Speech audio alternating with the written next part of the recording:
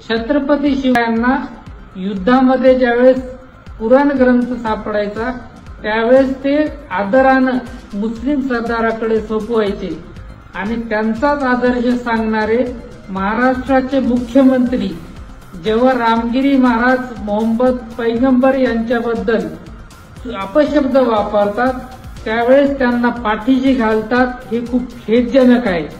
आज मुस्लिम धर्मियांबद्दल हे घडलं, उद्या बौद्ध किंवा ख्रिश्चन धर्मियांबद्दल सुद्धा घडू शकतं। म्हणून याचा विरोध म्हणून इम्तियाज जलील साहेब हे मुस्लिम समाजाला चलो मुंबईचा नारा दिलेला आहे आणि ते मुख्यमंत्र्यांना जाऊन संविधानाची प्रत देऊन त्यांना जाणीव करून देत आहेत की तुम्ही हे संविधानिक पदावर आहात।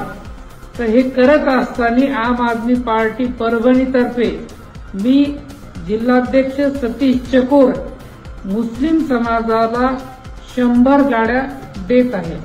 छत्रपती शिवायांना युद्धामध्ये ज्यावेळेस पुराण ग्रंथ सापडायचा त्यावेळेस ते आदरानं मुस्लिम सरदाराकडे सोपवायचे आणि त्यांचाच आदर्श सांगणारे महाराष्ट्राचे मुख्यमंत्री जेव्हा रामगिरी महाराज मोहम्मद पैगंबर यांच्याबद्दल अपशब्द वापरतात त्यावेळेस त्यांना पाठीशी घालतात हे खूप खेदजनक आहे।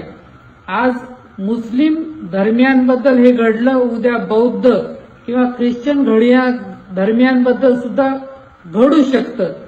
म्हणून याचा विरोध म्हणून इम्तियाज जलील साहेब हे मुस्लिम समाजाला चलो मुंबईचा नारा दिलेला आहे आणि ते मुख्यमंत्र्यांना जाऊन संविधानाची प्रत देऊन त्यांना जाणीव करून देत आहेत की तुम्ही हे संविधानिक पदावर आहात।